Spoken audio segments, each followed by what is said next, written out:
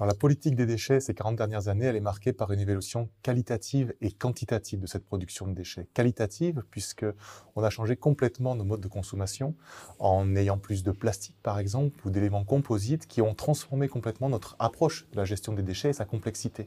Les quantités aussi, puisqu'on a un doublement de cette quantité de déchets sur ces périodes d'après-guerre. Et c'est ça qui crée le problème des déchets, finalement. On est passé d'une logique où, finalement, le déchet n'existait pas ou était géré de manière assez simple, particulièrement en milieu rural, à une logique où, aujourd'hui, c'est complexe, c'est difficile, beaucoup de déchets et une qualité qui a été sensiblement modifiée et qui l'est encore sensiblement modifiée.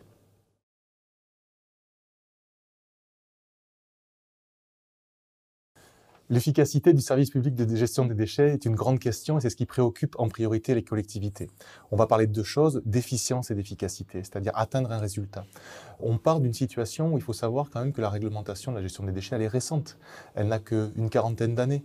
Et avec cette réglementation qui ne fait que reprendre des enjeux environnementaux, on découvre des nouveaux enjeux liés à la complexité du sujet déchets, notamment de la qualité des déchets. Et donc aujourd'hui, nos enjeux d'efficacité sont liés à atteindre des objectifs de détournement de ces matières. Pourquoi ? Parce qu'on enfouit encore beaucoup de déchets, ou on incinère encore beaucoup de déchets, que ça nous coûte cher, donc un enjeu qui est aussi économique, mais un enjeu environnemental fort.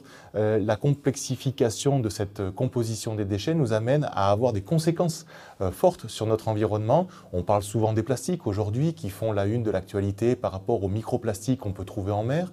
On parle de pollution organique aussi, avec la concentration de la matière organique qu'on ne détourne plus pour aller au sol, mais qu'on va concentrer au niveau de notre enfouissement et qui va créer des lixivias, ou même d'avoir des ordures ménagères qu'on va brûler, mais qui ne brûlent pas trop, parce que jusqu'à présent, brûler de l'eau, ce n'est pas forcément très intéressant.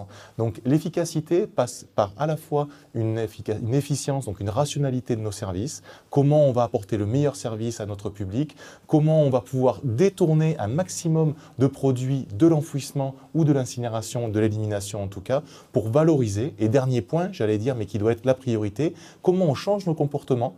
Donc on va au-delà du service public qu'on peut rendre, mais comment on change les comportements et le comportement de nos usagers pour faire en sorte qu'ils soient plus enclins à consommer mieux et à changer leur comportement vis-à-vis de la production des déchets. Donc en gros, ne pas produire les déchets en amont, réemployer, moins gaspiller, ne pas acheter mais louer par exemple, sont toutes des actions qui vont viser à ça. Donc efficacité, efficience, mais aussi changement de comportement vis-à-vis de nos citoyens.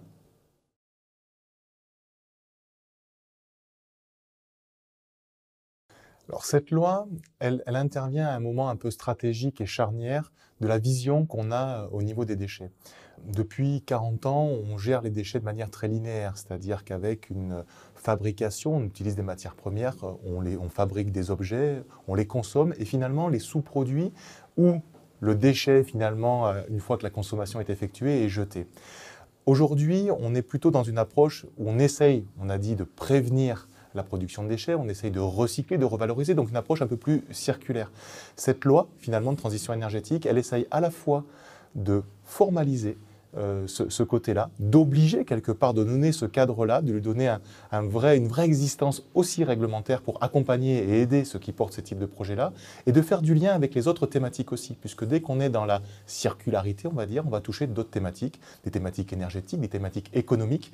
Donc elle a ce premier intérêt-là dans la gestion des déchets, c'est-à-dire de dire, c'est fini le linéaire, on passe vraiment à quelque chose qui va être du circulaire, même si on en faisait comme Monsieur Jourdain avec le recyclage ou la valorisation depuis 25 ans, mais aujourd'hui, c'est un peu sanctuarisé. Le deuxième aspect, c'est des objectifs ambitieux, tant quantitatifs, donc objectifs de résultat, avec la réduction des déchets de près de 10% qui est imposée d'ici 2020, mais aussi les objectifs de valorisation, 65% à l'horizon 2025, donc des taux de valorisation qui sont de l'ordre d'augmenter de 50% de nos taux de valorisation, ce qui n'est pas neutre. Donc objectif quantitatif.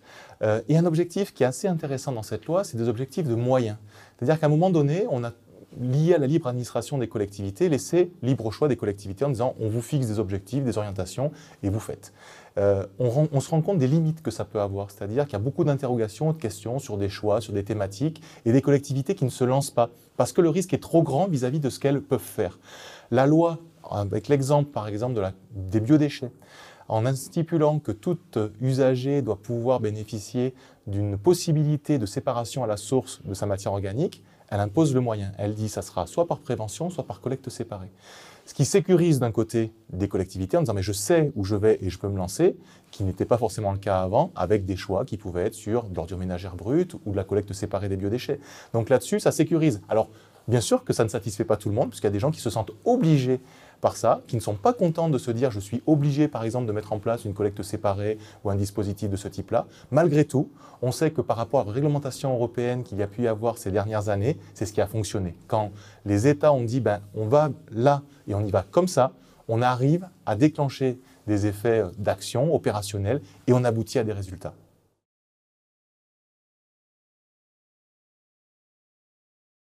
Je vais partir d'un peu plus loin et je vais dire qu'on a deux visions dans la gestion des déchets aujourd'hui. On a une vision d'un côté qui va être plutôt une vision techniciste, c'est-à-dire qu'on peut résoudre notre problème de manière technique. Camion, usine, unité de traitement, ce genre de choses. Et le citoyen le laisse un petit peu à l'écart de ça, c'est-à-dire qu'on ne lui demande pas d'efforts particuliers, on lui dit on récupère vos sous-produits, essentiellement des déchets, et on va s'en occuper parce que techniquement, on a des solutions. C'est une vision alors caricaturale, mais une vision techniciste. De l'autre côté, on a une vision plus humaine en disant le citoyen, c'est le cœur du dispositif de gestion.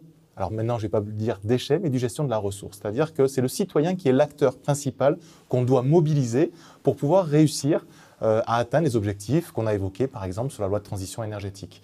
Pourquoi ? Parce que c'est lui qui produit les déchets. Ce ne sont pas les déchets du maire ou du président de l'intercommunalité, ce sont bien les déchets de chacun des citoyens.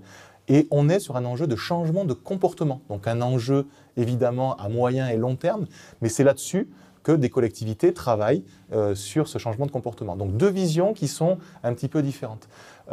La tendance quand même à mettre le citoyen au cœur du dispositif prend un peu plus d'ampleur par rapport notamment à toutes les politiques de prévention des déchets qui ont été lancées par les gouvernements successifs et soutenues fortement par l'ADEME. La prévention, c'est finalement comment je change mon acte d'achat pour moins produire de déchets. On est typiquement dans le rôle du consommateur comme certains disent. Donc là-dessus, c'est vraiment plutôt ce profil-là qui est en train d'émerger et de prendre une place importante dans la gestion des déchets. Donc le rôle du citoyen, rôle central, rôle qui va au-delà d'un simple geste de tri, rôle qui est sur l'ensemble de la chaîne qui va de comment je consomme, comment je me comporte au quotidien et finalement, bien sûr, tout ce qu'on a vu depuis 25 ans, comment je vais trier derrière par exemple. Mais rôle du citoyen primordial. Et finalement, les collectivités aujourd'hui changent aussi leur politique publique en lien avec ça pour s'adapter à ça et faire en sorte d'avoir plus de participatif. Et c'est un peu une révolution, c'est-à-dire qu'on avait tendance à avoir des visions de politique descendantes. Aujourd'hui, une des questions, c'est comment on intègre ce positionnement citoyen et comment on va chercher à faire changer le comportement. Donc, communication engageante, par exemple, font partie des choses qui sont en cours. On contractualise quelque part avec les usagers pour les engager dans une démarche qui va au-delà du tri, mais qui va sur le comportement. Les actions, par exemple, famille zéro déchet, zéro gaspillage, ou qui montrent qu'on peut réussir malgré tout à réduire grandement notre production de déchets avec des comportements simples et pas forcément plus coûteux.